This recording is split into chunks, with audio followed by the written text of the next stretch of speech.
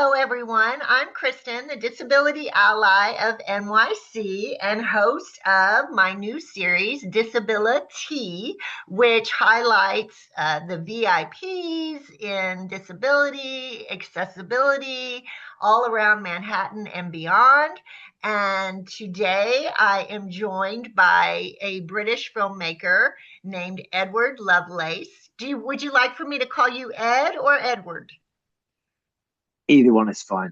Thank you, Either one. Kristen. Okay. But and he is the filmmaker of Me Lawand. And I want to first, before we get started with the interview, give my blind and low vision viewers a brief description of myself. I am a white lady with dark brown hair that's about shoulder length, and I'm wearing a gray sweater with red trim. And Ed, if you wouldn't mind giving a brief visual description of yourself. Yeah, of course. Thank you, Kristen, for having me on here, and hello to everyone watching and listening. I am a white male in my early 40s. I have dark brown hair, sort of short with a kind of curly bit at the front, and I'm wearing a grey sweater. Okay, I love it. Thank you so much for doing that. And thank you for being here with me this Of morning. course, thanks for having me. So, Ed has just gotten back from the Sundance Film Festival with the premiere of his new film, Antiheroine. And we're excited about that. But what we're going to do is go back in order to go forward. And we're going to talk about his documentary called Me Lawand. And it is the story of a boy who is deaf who goes from Iraq to the UK to go to a deaf school. He basically immigrates there. And it is a story about deafness, it's a story about language, and it's a story about belonging. And so I'm excited to talk to you about the film. And the first question I have is, you know, you have come from the music documentary world, typically is what you focus on. And I'd like to know how you went from there and did a pivot about to a film about deafness. So tell me about that, if you wouldn't mind. Yeah, so I would say when I first started making films, because I had access to like musicians, lots of the films were about musicians, but I had like, you know, a lot of films sort of inside me that I wanted to sort of get out. At that time in my like 20s, I had sort of access to musicians. I love music, so that sort of felt like a way of like, I guess, expressing the like storyteller inside of me, I guess. I think for me, any film about anyone who has like, a lived experience that is worth sharing, that the world can maybe understand, that anyone watching might understand how someone else experiences the world. Those are the films that I love. I love watching a film about someone it's less as sort of about them, but how they experience life and planet Earth gives me like, sort of educates me about how the world operates, and it shows me that my experience isn't the only experience. So I love any film that does that, sort of makes me think differently about things. So but also I love films where the protagonist has a kind of expressive like outlet. So I made a film in the past about a musician called Edwin Collins, and that film was really all about his recovery from a stroke and memory loss, and he had aphasia, and had to sort of re-educate himself how to like speak, and then in the end write songs again. So the film had music in it, but it was very much like a human story, and very much that story was about language and identity, and what expression, freedom of expression, and what that does to identity. So when I came across Lawand, really I thought there's lots being written in the world about sort of migrants, immigration. I mean, this is like 5 years ago now. Migrants, immigration, and there were lots of instances in the UK happening to do with like the Home Office and who had the sort of right to stay here and the idea of like what makes a country and what makes someone uh, feel like they are British or they are Iraqi or they are Kurdish. Like, what does all that mean? All of that, I guess, was just like in my brain because it was like happening in the world. And I thought with Lawand was a kid who'd gone through all of these experiences, but really, when I met Lawand was just a kid who was desperate to just find a language where he could express himself. And his goal was so simple. It was just, I want to be able to use language to like get the things Connect. like, yeah, exactly. And like the things that he wanted, that language was like the key to having were just simply friendships. And he wanted to just simply make his friends laugh. That was like his goal. That was the reason to learn language. So that I was just like, wow, this could be like a real simple like message for like a viewer that in the end we all want the same thing. It doesn't really matter where we're born, where we're from, what our cultural differences are. Everyone wants to be able to make someone laugh, someone feel connected, and people just want friendships and connection. And actually, in many ways, that a one film like Antiheroine that I've just made with Courtney Love, and like the Edwin Collins film, and like this other film I've just finished, all of the thing that unifies all those things is that the protagonists in all those films are desperate to try and express their lived experience somehow, whether it's through art, through music, through film, or just like through a conversation with a friend. So it's all just about like getting out what is inside of you in like some type of expressive way. I think so. That's the thing that unifies it. So to me, it didn't feel like a pivot. It felt like a real like sort of natural step. But that's how the One film sort of began, basically. Okay. Well, I love it. I love it. And you're so right. It's kind of like you're doing the story behind their music and behind their life. I remember meeting a documentary filmmaker once that told me, why would I write and create a film when there's so many true stories out there to be told? And that it's so true. Why struggle to try to come up with the screenplay and all of this when you've got real true life stories to be told. So I love that you're doing that. And I understand you learned British Sign Language for this film. Can you tell me more about that experience?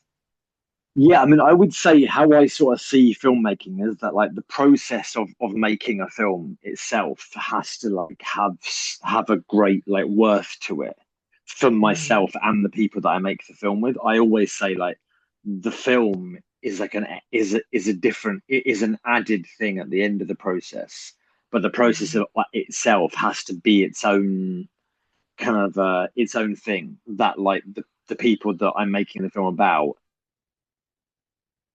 they feel like a positivity from it, and so do I. So like it enriches all of our lives, and if that isn't happening, it's like I wouldn't do it. mm, And then the film itself is more like a photograph of the process, if that makes sense. I don't really think about the film itself until way later. So I think like when I met Lawand was a kid who'd grown up surrounded by people who wanted him to verbally communicate, which right. wasn't the language that was going to represent him. But then he Hmm. discovered British Sign Language when they moved to the UK, and that quite quickly was allowing his personality to sort of like become Technicolor. And when I met him, I was like, right, I don't know whether there's a film to be made. I'm not worried about that yet. But the idea of just connecting with this family and um, having a way of experiencing what they've experienced in some small way was just my goal. So I was like, right, I want to be able to. I don't want to communicate with Luan through an interpreter. I want me and Luan to just like have this connection. And he knows that there's this filmmaker that if he ever wants to hang out with me, play football with me, share something with me, I can communicate in the language that represents him. So yeah, so I started learning BSL. I did it for 4 years, and it was just such it was a total joy. And really, like, the school that Lawand goes to is such an amazing school. The Royal School for Deaf in Derby is such a beautiful place. Um, and me learning sign just allowed me to learn a new language, like learn a little bit about a new culture, like deaf culture in Britain. Yeah, I met a bunch of deaf filmmakers. It just like it allowed me to, I guess, just like stay. It allowed me to like keep having like keep my empathy like growing basically. Yes. So like I was able just to like understand something new about humans that was just such a beautiful thing. And like and I got to meet a bunch of filmmakers, and really the main thing was that like when Lawand was ready to be like, Ed, I sort of I'm ready to like tell my story now, so I was able to just communicate with him in his language, not in mine. That was really significant for me. And obviously the whole film is told in BSL, which is really important. um Yes. yeah, and so that was just a total joy. And that's just like a small example, I guess, of like whenever I make a film, I just want to like truly live and breathe it as much as possible, basically, just so I can, in some small way, have like a first-hand experience of like the protagonist's perspective. Well, and it's so beautiful because that built the trust with Luann to be able to open up, and it showed you met him where he was at, because his family of course wanted him to talk, and he didn't want to do that. And I love that you just went in and you knew you had to go where he was with his language. So I think that's really, really beautiful. Yeah, and it's well, because adding on there, the difference between when Lawand was like right at the first couple of times I hung out with him, when it was me, him, and an interpreter, he was very polite to me. Um, Hmm. Once I could learn sign language, he became way more true. So he was like he enjoyed making so much fun of me. I was the butt of every joke he had. And then we had such a fun rapport, such a fun banter. It was the opposite of polite. I was like this guy that he enjoyed making fun of in front of his friends, and sort of making like, yeah. And we got to a point actually which was so funny, that the moment I knew that we had like a sort of genuine bond was that his teacher, I'd learned enough sign that I was relatively confident in the school. I spent a lot of time in the school just like with the teachers and with the kids. And Right. one of the teachers said, yeah, they were in the class, and they said, Ed, can you just like stand in front of the class and just like, entertain them for 5 minutes whilst I get the lesson ready. And I said to, and obviously, in classrooms now, instead of having a whiteboard, they have like a big screen with like, they basically have access to the internet. And Yeah. I said, right, what should we do, guys? And Lawand was like, I've got an idea. And Lawand came up and just Google imaged me, which then found a bunch of photos from like an old Tumblr site of like an ex-girlfriend, and there were lots of really embarrassing haircuts on there. And it was just so brilliant to see Lawand kind of like using that tool to then Yeah. make a bunch of jokes. And it felt like we were just a group of friends together, basically. And that's what language can do. It's sort of like it puts everyone on the same level, basically. So that was just like a really like joyful memory I had. And at that point I was like, right, there's like a trust here between me and Luan that we can now go forward and maybe actually start to turn this process into a film, basically. I love it. And for those that don't know, how old was he when you first started the film, and then how old was he when you finished? So when we first met him, he was just turned 8 years old. Okay. We, other than maybe one sort of test shoot day that we did, which actually ended up making the film. But we shot only like one shoot day in the first like couple of years. We spent like 2 years just hanging out with him on and off, hanging out Wow. with his family, kind of building our film team. Like there was a really amazing Kurdish producer who had a really strong connection with Luan's parents, who were Kurdish. They were like two deaf filmmakers. So we kind of like got this team together basically that were like that. And so then by the time we started filming properly, he was like 10. and then now he's nearly 15, 14. Wow. So we filmed with him for like just under 5 years. Yeah. Quickly, do you ever still use the British Sign Language? You know what? It's one of these things where like the moment you put a language down and you don't have to use it, you think you've like forgotten it and you lose all your confidence. What's quite Right, amazing is that my whenever I see like a friend who I know, I'm quite surprised right. at how quickly you can like pick it up again. And obviously, the two deaf filmmakers that are still a real strong part of my life are making another film with them now. Whenever we communicate together, even though they also speak verbal English, I try and say, let's communicate in sign. And even though it takes a while for my confidence to get back up, quite quickly, it's like, oh, cool, yeah, I can still do this. And my sign language teacher, who's a really wonderful woman called Lorraine who lives in London. If ever I do like a session with her, because she doesn't communicate in any other form other than British language, she doesn't speak in verbal Ooh. English at all.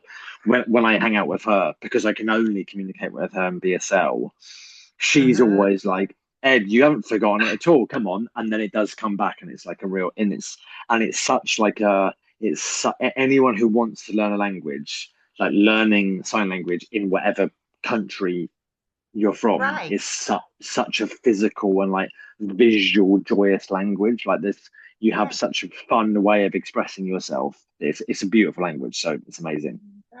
That is wonderful, and I love hearing that. You've inspired me. I've been wanting to learn for a while, so I think I'll try and do that. You're gonna do it. So, one thing that I loved about the film is that it places language and places language, not sound, at the center of human connection, which was really beautiful. Did making this film change your understanding of what communication and listening actually means? Yeah, definitely. I mean, like making the film changed like so many preconceived like ideas like I had about so many different things. I'd Mhm. never experienced like Kurdish culture before, and obviously like the way a Kurdish household is run, and the way they like invite uh guests in and how they like look after them and Right, feed them. That was like such a joy to just learn like a different way of like how a household's run in such a beautiful way, you know. And yeah, definitely. I mean, like 100%. The idea that Sean, one of the deaf filmmakers, one thing he said to me was like, which I thought was really inspiring. That it was that he said, if you are like a deaf child in like in a hearing environment, the thing that mhm, you don't get secondhand knowledge. So he said, Ed, you grew up in a hearing school. That means that when you're doing your work on your table, you can hear without listening. You are still hearing other kids talk about their work, and that information is going into your brain. Or like you're at home and you're playing with your toys when you're a kid but the TV's on, or your parents are talking about something and what they're talking about, you are, yeah, as like a secondhand learning thing. You're not actively learning but you're still learning language by hearing it. And he was like, mhm.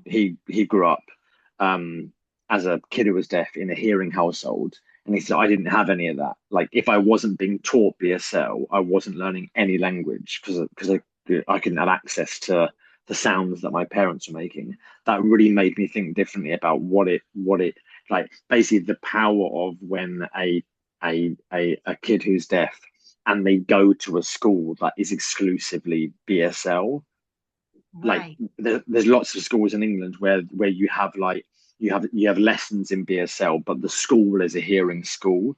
So say in the right. canteen, for example, at lunchtime, you would be one of a very minority group of deaf kids surrounded by hearing kids. So that sort of Mhm. secondhand language thing really made me sort of think like differently. Um, and yeah, so it's made me think basically like one thing it made me think also about is like parenting. It's like we have kids, we raise them, and we are when they're very young, it's up to us to make choices for them to basically keep them safe. And at a Mhm. certain point, they are old enough to make their own choices, and they know themselves way better than we ever could, even as their parents or Mhm. teachers. And that's something else that, in terms of like what is language and also like listening, I think like the idea that like Lawand, way before his parents thought he was ready, Lawand knew what he needed, and it took his Yeah. parents years longer than him to catch up to that. So I think that idea of like listening, not just listening like in like a like, physical sense and a hearing sense, but just like truly listening to your kids' needs basically, and really making sure that you're not making all the choices for them, but you are allowing them to have a say in what they want and what they need. That Right. made me think differently, definitely. I hope that answers Absolutely. your question. No, that does. It makes me emotional because one thing I'm thinking about too is yes, his parents were there wanting him to talk, but I feel like his brother almost knew what was on his side, like he knew what he needed as well. Do you think that their relationship was so close? Can you talk a little bit about his older brother? Definitely. So, yes. I mean, what's interesting is that the reason why I started making the film really is because I saw a photo of Lawand and Rawa, like a photographer had taken a photo of them, these two brothers who are only like 10 months in. Rawa's like 10 months older than Lawand. So when I read about them, I was like, wow, this family's been through so much, way more than I would consider like maybe like your everyday family that goes through.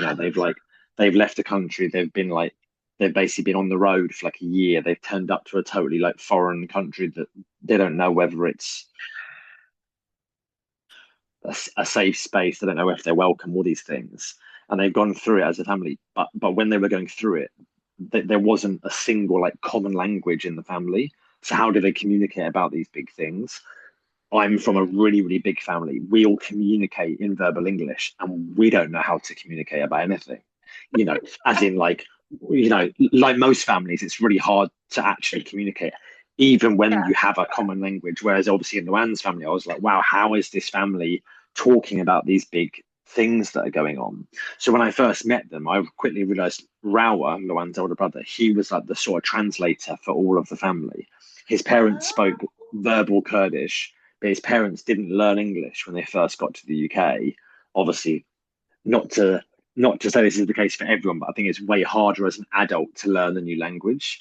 Whereas when you're a kid, absolutely. yeah, when you're a kid, because you're still kind of learning, like your brain's like better at doing it. So Rawa Hmm. quite quickly picked up verbal English. He knew verbal Kurdish, verbal English.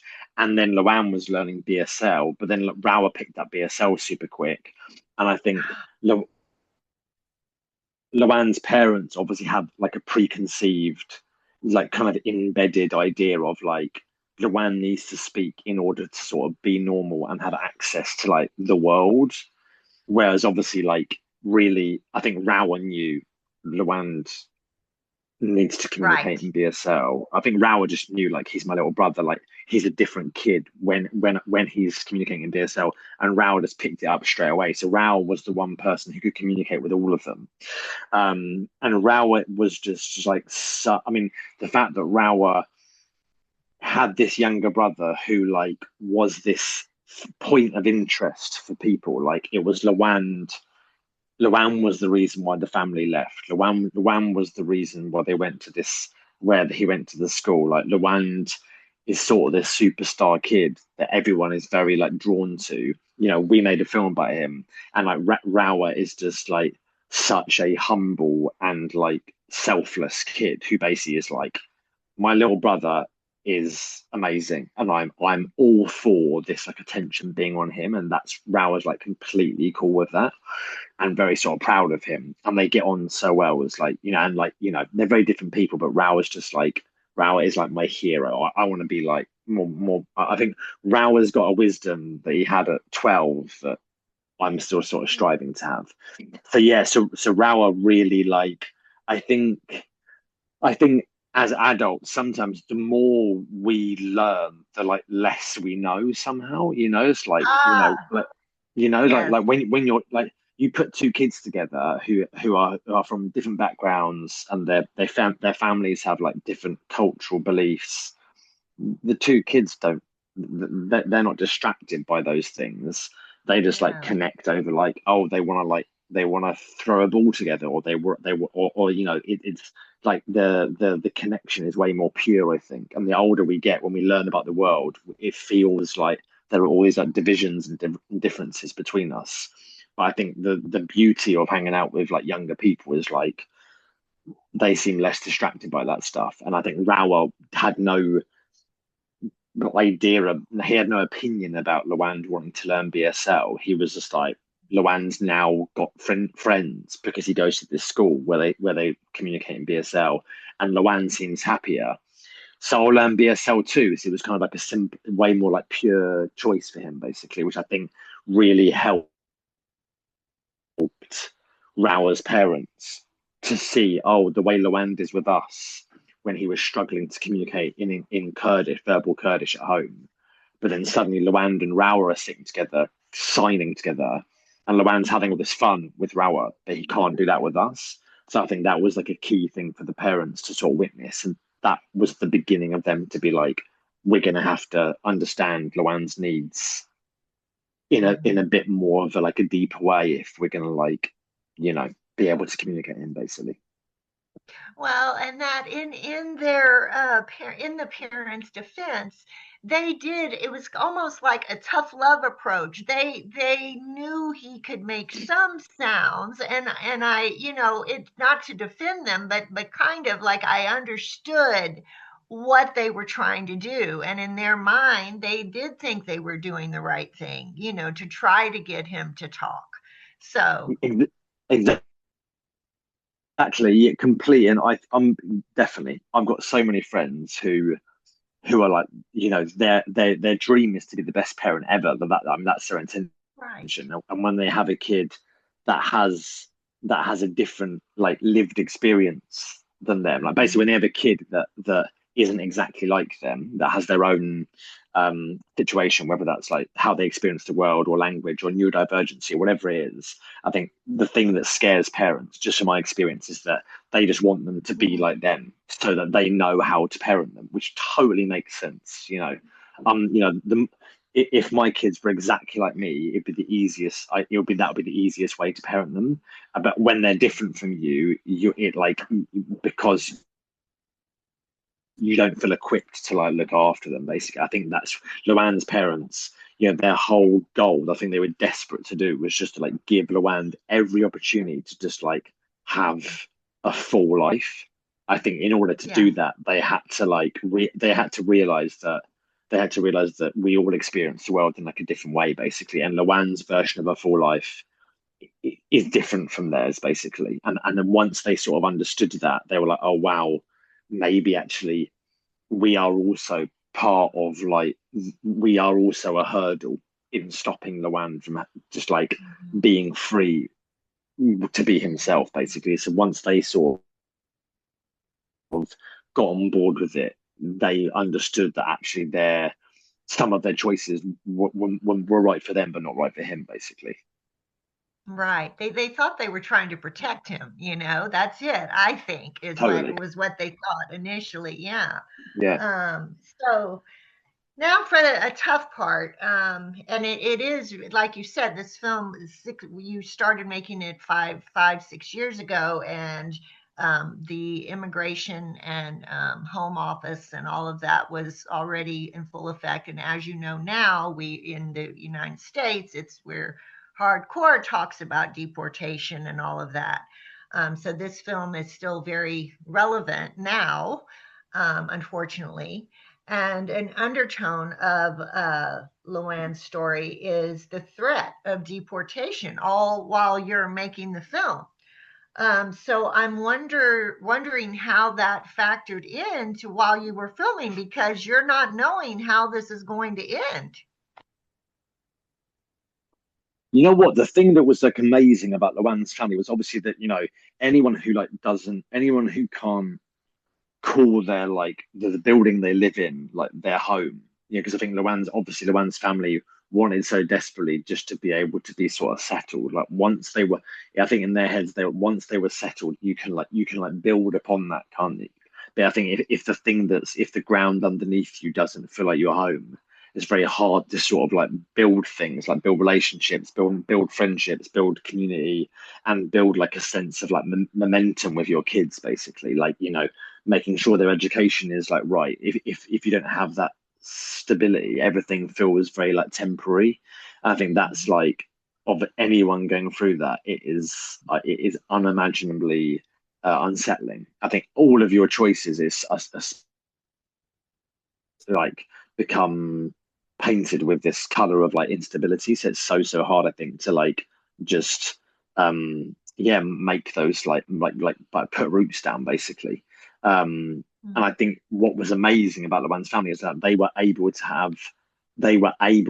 for their kids, I think really they were able just to be so present and like be so joyous and like have fun every day and like not let that instability feed into they kept that energy away from their parents, which was like really amazing to see.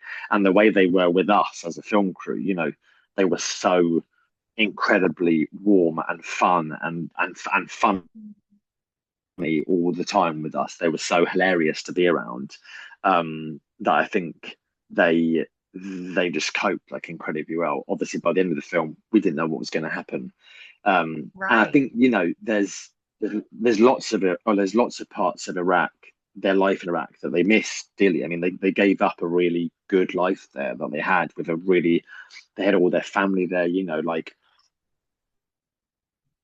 being Kurdish, from my experience of them, is that, like family is a really key thing. They had so many cousins and so many uncles and aunties Right. there. They had such a community there, and they gave all that up because obviously they wanted Lawand to have a education that kind of was like right for them. So Right. The UK wasn't the answer for all things, but it was the thing they thought that would like serve their kid. So they made so much sacrifice, and to come to the UK and then have so much instability, that was obviously such a hard thing. I think they obviously questioned those choices over and over and over Absolutely. because they didn't know if where they'd end up. And obviously where they ended up, like, you know, the UK wasn't some dream place for them, but they just wanted to have they wanted to be able to stay in the UK just to have stability and start like forging like the roots for like for a proper life basically. So by the end of the film, when they got their right to remain, yeah, I think they were able to be like, right, well, we know we're going to be here now, so that we can like start building proper connection, basically. Well, and that was a great.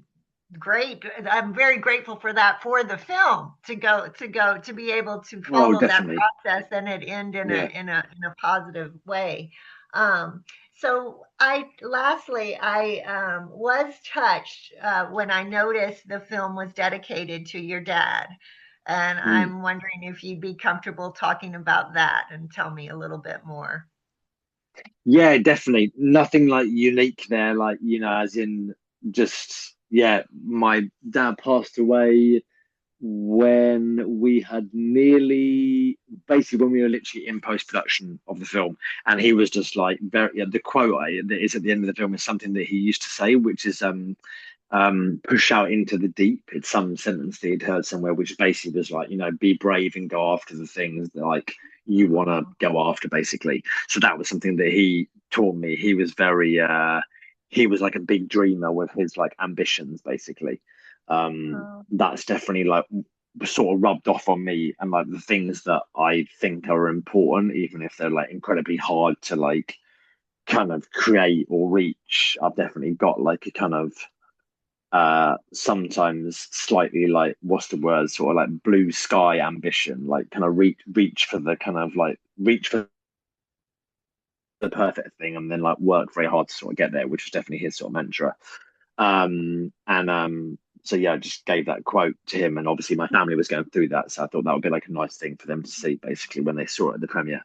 But an inspiration of mine, amongst other people, definitely there were like probably two or three parental figures when I was like making the film. My dad being one of them, and other sort of filmmakers that were like inspiration during it. Was your dad also a filmmaker? He wasn't actually. He was a carpenter. He made like boats when he was growing up, like like Oh, little boats, and then ended up doing something else. And then basically he got to like early 30s, and he was like, right, I need to like go after my dream, and gave up like a kind of quite stable job to like go after his dream of like building things out of furniture. that's awesome. When I got to my when I got to 34, 35, that was when I basically found Lawand and his family. There was definitely some synergy there of me being like, I need to make this film, however I make it, even if there's no way of making it, even if no one wants to make it with me, even if we can't get it financed, I am making it. Like whether or not, it could be shot on my iPhone, I don't care. Like I like this kid and his family and their journey is so inspiring. I'm doing it. And there was definitely something with like my age at that time that had synergy to my dad, basically. So that kind of helped me, kept me motivated. Oh, I love that. I love that. That's beautiful. Thank you for talking about that. So, the other thing I want to mention about this film is people need to know is Me Lawand won a special jury prize at the 2023 Hot Dog Canadian International Film Festival, which is very well deserved because the film is not only about a boy being deaf, it is also a story about a boy finding his voice, coming into his own by having friends at school for the first time, and gaining the confidence to fight for his own rights. So it really is a beautiful story of resilience. And I'd love for you to let our viewers know where they can watch this film. Yeah, so in America, it's screened as part of the POV programming on PBS, Oh, if I'm PBS. describing that rightly. Yeah, Yes. yeah, Oh, it was on PBS.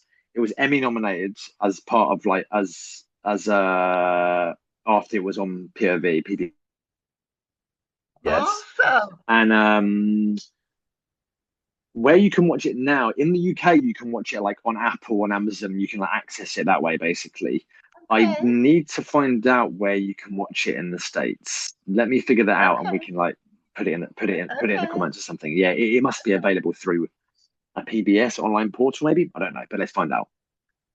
No, for sure. It definitely when from what I understand, when you have the PBS app, you can pull up different Yes, shows. But yeah, I'd yeah, be curious if it is also available on Amazon and Apple here in the US. So yeah, if you'll let me know about that, I'd greatly appreciate it. And then definitely. where can they find out about updates about anti-heroin and what its little circuit is? How can people follow along to know what's happening? Yes, Antiheroine just premiered at Sundance 2026, which was like such a joyous experience. And there is going to be news very, very soon about about the film's sort of like journey in the world. There were so many my like, my Instagram account is now like Okay. a kind of forum for like Courtney fans and fanatics asking me every day about how they're going to watch it. But it is definitely it's on the road to becoming available, if that makes sense. So there'll be news Okay. about that very soon. So the next time we So speak, Kristen, they should hopefully follow we'll be. you.